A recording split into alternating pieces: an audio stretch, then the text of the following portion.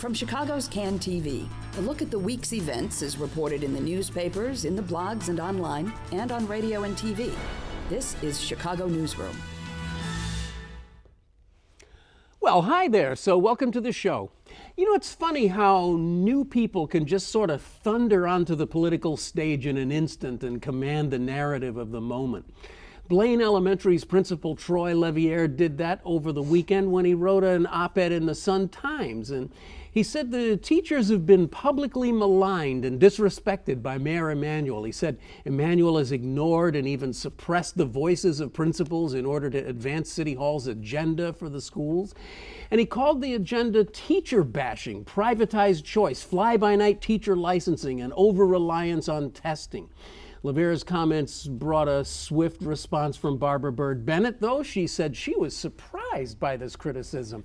And then that spurred a flurry of other principals to agree with LaVierre in the pages of Catalyst. So we're going to talk about that today. And our mayor isn't just unpopular with certain CPS principals. According to a Sun-Times poll, he's also deeply unpopular with pretty much everybody, the electorate. But the question that still is on the table is, does having a low approval rating really mean people aren't going to vote for him? That seems to be the question that any potential opponents are asking themselves, because so far nobody's actually stood up and said, I challenge you, Rahm Emanuel, for the mayor's seat. So the election's only about 9 months away. It's time for us to actually start talking about it seriously. But we got to talk about a lot of things today with Sarah Karp, who just happens to be here from Catalyst, and it's great to have you back again. Sarah, thanks for being here. We also have Charlie Meyerson joining us again from Rivet Radio. Your title is now Head of News Strategies. Yes. So the organization is becoming so large that titles are getting expanded. Right, yes. Right? It's part of the expansion plan. Right. It's part of the expansion Good plan. strategy. It's having really great titles. Bigger titles for everybody every week. But you know, David, this is something you should know about NPR. David Schaper is here with us. He's from NPR Chicago Bureau. Glad to have you here too, David. Unlike NPR, Rivet's titles are heads. They're head of news, right? Head of news strategy. Right. So Don't ask me why. Yeah, you guys are so bureaucratic. You have directors and we have editors arms and legs. Yeah, right. Working parts, you know. So what do we make of this? Did I overstate it that Mr. LaVierre just kind of like suddenly happened on the scene and is being hailed in so many corners as like the hero who spoke up against power? Well, last year when they gave out the school budgets and there were big budget cuts to neighborhood schools, he was at the forefront. And so he actually held meetings at his school. He's partly responsible for the coming together of local school councils to fight against budget cuts. So he's not completely new on the scene, but certainly what he said, and to have no real catalyst for saying it except for, I guess it was in his mind, was really surprising. Not that they felt like that, because I'm telling you, principals below the surface are not happy. And I hear it all the time. And I think that he just sort of opened up sort of the floodgates. Somebody just struck a vein. Yeah. I mean, I know that we all know reporters, some education reporters and others. And I think everybody has the same story, that you just cannot call a principal and ask a principal about anything, because you're just going to get that deer in the headlights, like, I can't talk to you, right? Right. Well, what happens is they talk to us, but they say you can't use my name, you can't use any identifying information, that type of thing. It's interesting because he mentioned that. He mentioned in his column that there were actually talking points given to principals, and we know that the principals were sent a memo saying don't talk to the press, don't even send out a letter to your parents without getting it approved by communications. The level of control is just unprecedented, and in my experience, and I've been covering Chicago public schools for about 8 or 9 years, so it really is unusual. I mean, I know that like you, I had done this for quite a while, and I know there always has been very strong control from the press office, but nothing quite like this. And I was really surprised to see that part about principals being told they couldn't even like hand out a letter to send home with kids to their parents unless it had been read by the press office and approved beforehand. I mean, That's a level of control that I don't think we've ever seen before. And it has to send the message to the principals that we just basically don't trust you.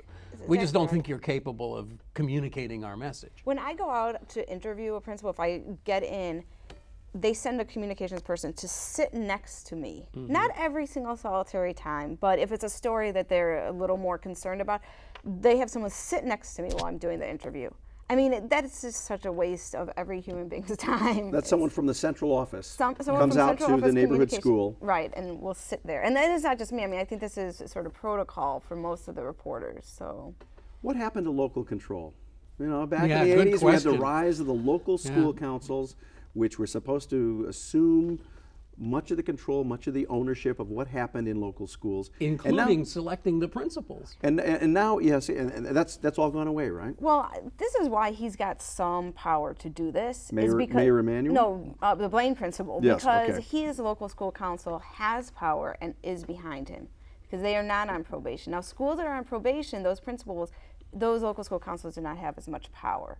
But because he's in a high-performing school, his local school council supports him, he can speak out. There's many people who Well, can't. I was talking to someone last night who's affiliated with the union, and his assessment was even more acerbic. It was like, this guy is strong and he's a hero, and we're glad that he's doing it. But he's able to do it because he's got a white school that has power, that has parents that are involved. This guy's not going to lose his job. He is as safe as any principal can be. But when a principal from an underperforming school in an all-black neighborhood stands up and says this, it's a whole different deal. I do think it's important to point out that that school, Blaine, is also very affluent. The neighborhood is very affluent. I think most of the Absolutely. students come from backgrounds of relative privilege. In Lakeview. And in that way, you've had this LSC stand up and reject the essentially mandated budget that came from the central office last year. Oh, And I forgot They were about the, that. the first of, I think, a handful that did that. That was one of those schools that rejected their Yes, budget. They rejected the budget, and now this is a school that's had the capability of raising, and I think the principal there acknowledges, additional funds themselves to fund extra positions and a lot of the extra things that a lot of people think are necessities to building a strong education and curriculum and computer systems and things like that in the school, but they do that on their own. And what I think is interesting is that in this narrative that we have in the city of Chicago that was articulated on the program Chicagoland that a lot of people think made the mayor look like a star. Here are people from the other half, the upper echelon, who are chafing under this mayor's control. And I think it kind of, this is, if there are two Chicagos, both of them aren't real happy with the way things are going right now. Mayor Emanuel, the great uniter, he's unifying the city. Is it different now under Mayor Emanuel than it was under Mayor Daley? There was a lot of centralization under Daley, too. There was, but Arnie Duncan was better at, I think, sort of admitting mistakes and realizing perhaps that he couldn't control 500 principals. And I think that that's one of the big mistakes that this administration makes. You have you have 500 principals, you have 20,000 teachers. I mean, you really think that you can tell all of them not to talk? And that they'll all just listen? I mean, there's going to be some brave people out there. One of the things that kind of came up in this whole brouhaha that made me think about looking backward at this a little bit, there is a principals association, essentially a union of principals, right? Mm-hmm. Why don't we hear more from them? Why do we always hear from the CTU but not from the principals union? Do you have any sense of that? Well, they're not a union, They're not. really. They're, I mean, they're they don't really have. What are they? They're It's an sort association. of an association of So- principals. right. So they don't have bargaining power. Correct. Right. But Clarice Berry, who's the head of the Principals Association, she actually is very outspoken. Mm-hmm. But I actually think she's so outspoken that she's almost sometimes looked at as more of an advocate than looked at as somebody who's just representing the interests of principals. Mm-hmm. So I think that in that sense, principals are looking for somebody who can sort of be looked at as more neutral and less advocacy to represent their views. Mm-hmm. I think one of the most interesting things about how this story has developed just in the last week or so I personally believe principals are probably the most important person in the school. That, especially in a large urban school district like this, that has enormous challenges, kids who come from various backgrounds of varying degrees of difficulties, and staff that can be difficult to manage. The principal is the most important person in that building, and sort of laying the foundation of whether or not this school is going to be successful or not. And to see them chafing under the pressures from above, because everything is all now about the data. It's all about the data. And I've heard principals and teachers talk about this, that all they hear about in these meetings, they don't hear about kids. They don't hear about people. That's the point that the principal at Peterson Elementary brought up in the op-ed on the Catalyst site, that there's no human element anymore. It's just data. It's numbers, and it's like, what are you doing now? And they feel such enormous pressure, especially in this climate of we're closing schools and turning them into charters, or we're closing schools and moving things around, so you may not have a job. The pressure is just enormous, and for them to feel stifled verbally as well, like that there are thought police out there that are going to come down upon them if they speak out, or if they just try to advocate for their staff or for their children.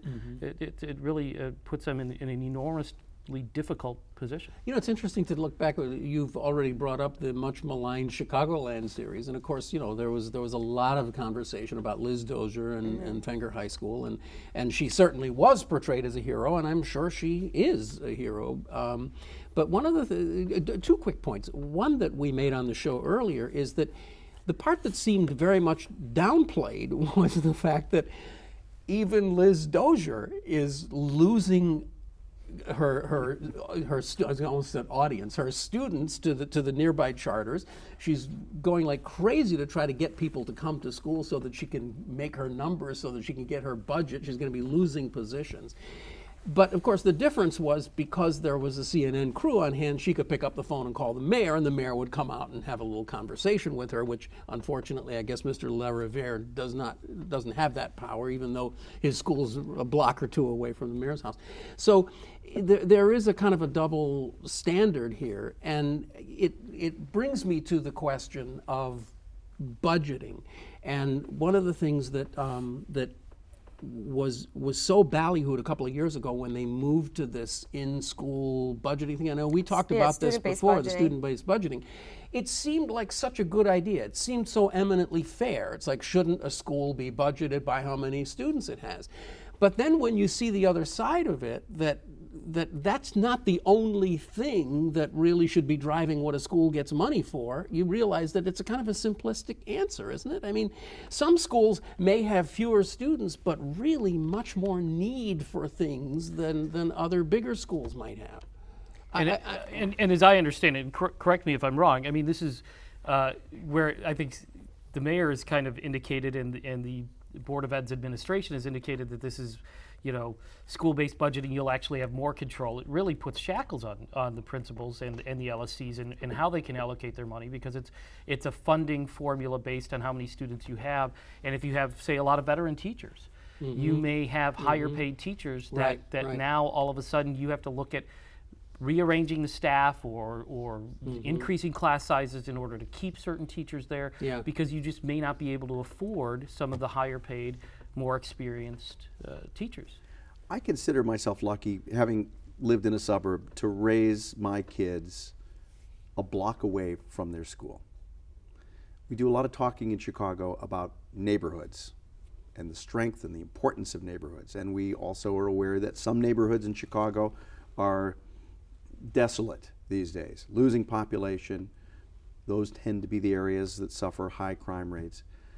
Are we in Chicago losing the concept of the neighborhood school? All the emphasis on selective enrollment and historically going back to integration that took kids out of one neighborhood to go to another neighborhood.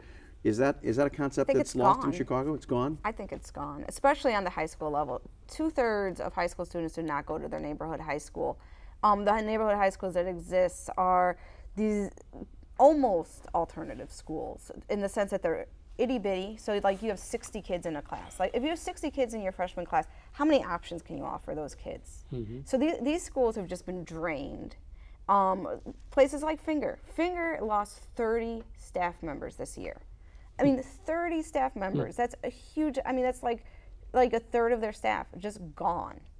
Counselors, I didn't teachers. realize that. I mean, Yes. and because see, I only watched Chicagoland, so I didn't see that part. Because the big federal grant that brought in a lot of the counselors you saw on that show went away this year, and they have no students, so you're like getting hit with that double whammy. Right. And so, yeah, I think in high school there's no such thing. Now I think in neighborhoods, some neighborhoods, really parents do think only of their neighborhood school because they don't have options. I mean, they don't have like, cars or jobs that allow them to drive their kid, all the way around the city. So I think people still do use some of those neighborhood schools. But in a large part, everybody's looking for a better option. A lot of the schools, they're technically neighborhood schools, but if they have extra seats, they can let kids in.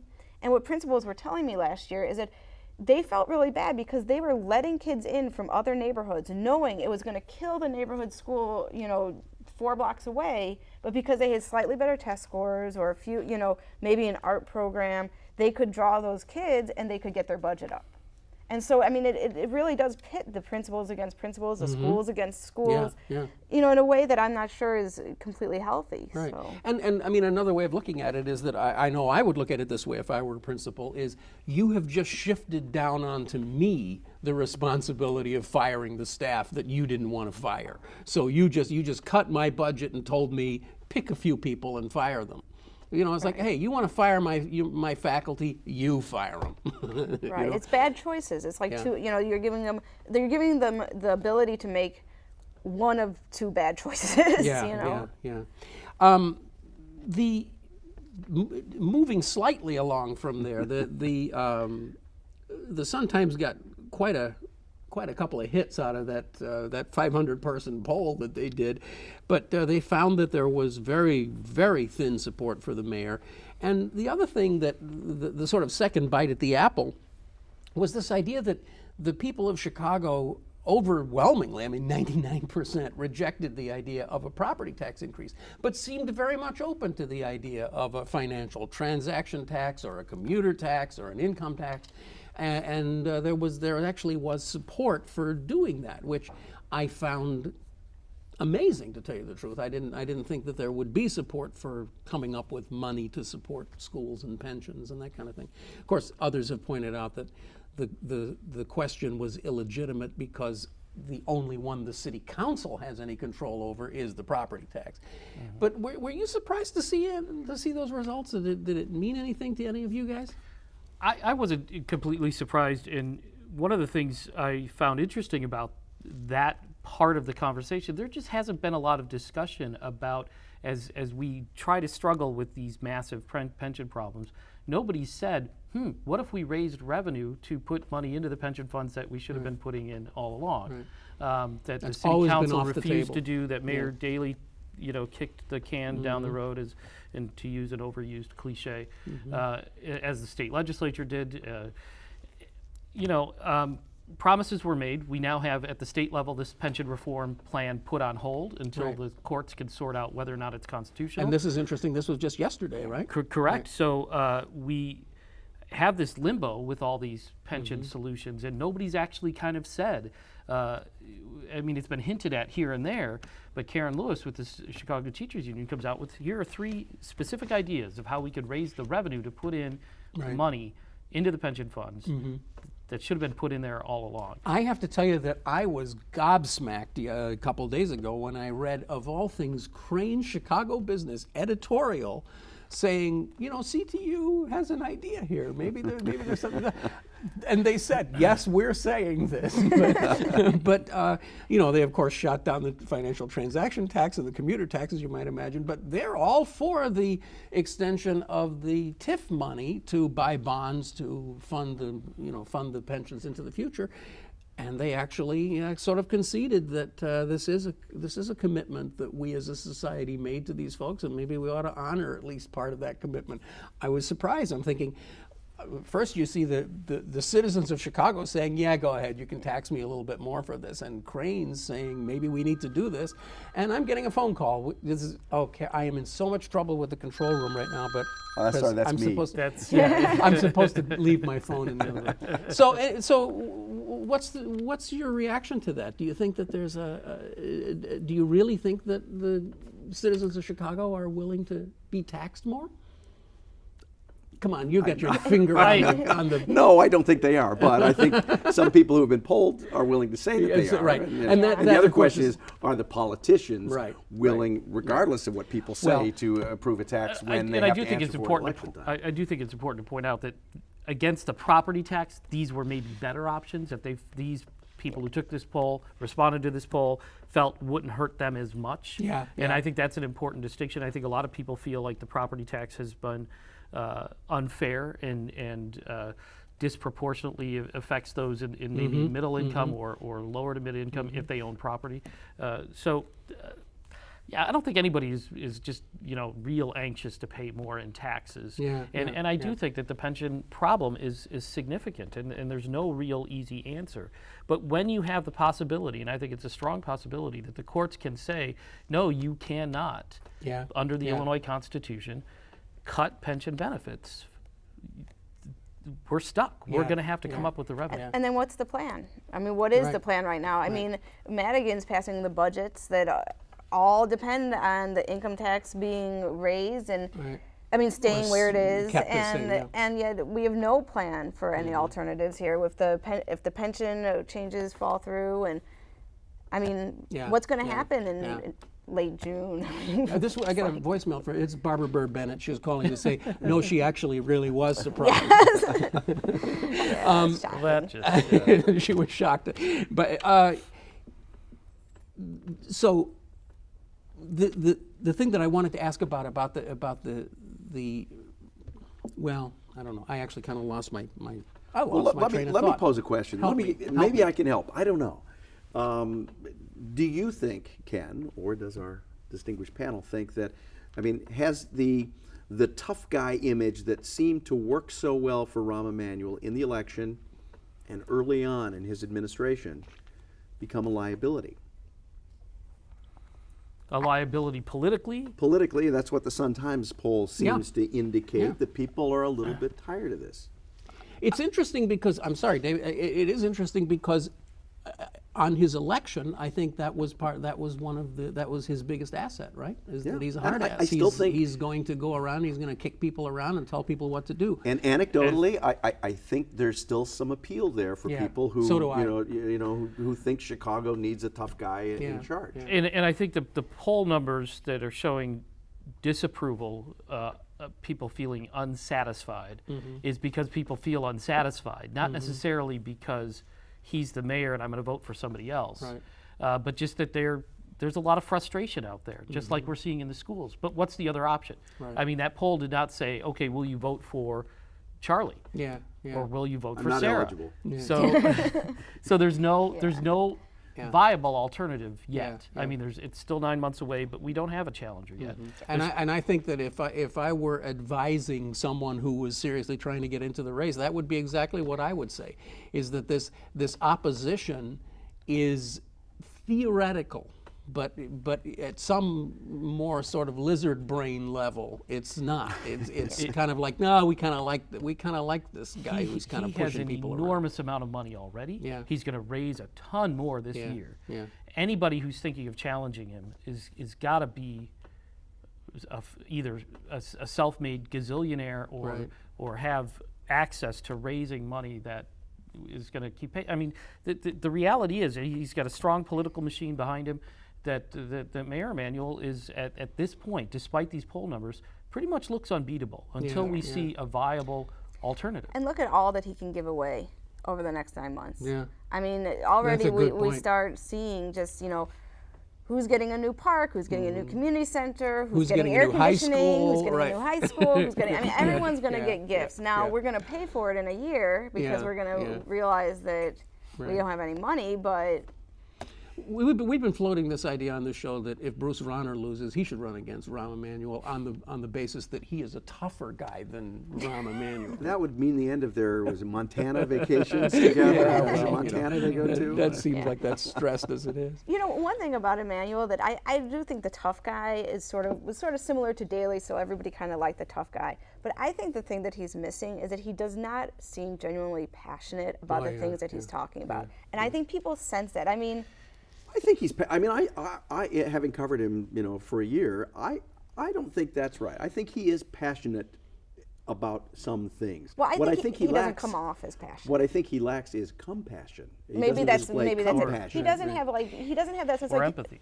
Daley could get tears in his eye, or seem like he almost had tears in his eyes at like moments instant. You don't see that with Emanuel. The reason that Daley got elected over and over and over again wasn't because people thought he was doing such a great job as mayor. It was because he was one of us. He was from Bridgeport. He knew every gas station on every corner of every part of the city. He knew every minister.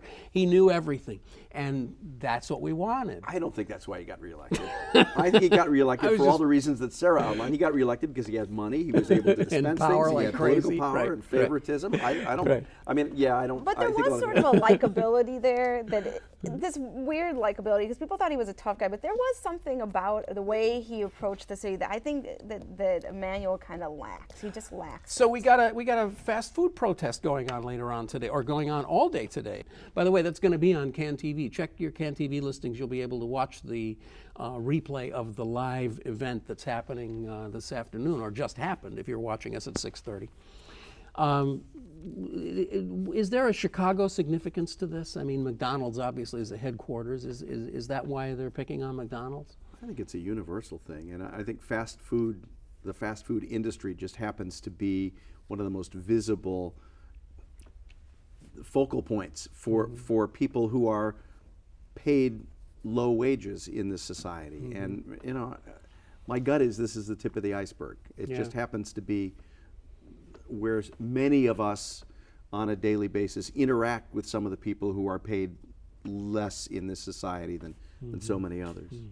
It also fits this to Chicago's narrative. It sure does. We have a society a city that is just kind of, a lot of our economic development has been on the lower end of the economic ladder. And the jobs that are being created by a lot of the new businesses. And when people talk about, let's bring a casino to Chicago and think of all the jobs that'll create. What are those jobs going to pay? These are all minimum wage or slightly above types of jobs. And this has become a very difficult city to survive. And that it even ties in with some of the teacher discussion that they're looking to get lower paid teachers. I'm afraid we have exhausted our time together today, ladies and gentlemen. Thank you. Managed to fill another half hour. hour. We gassed our way through another 28 minutes and 30 seconds. Yes, we did. You, my friends, have been watching Chicago Newsroom. It's a community service of CAN TV, and you can see us all the time on CAN TV, but you can also watch us anytime you want right here by going to YouTube or listening to us on iTunes. Thank you, Sarah Karp from Catalyst. Thank you, Head of News Development. Just call me that guy. Rivet Radio. Check it out. It's really interesting. And NPR. Check them out, too. They're very interesting. NPR's Chicago guy, David Schaper, joining us here, and glad to have you here, too. Thanks. See you next week on Chicago Newsroom. I'm Ken Davis. Take it easy. Bye.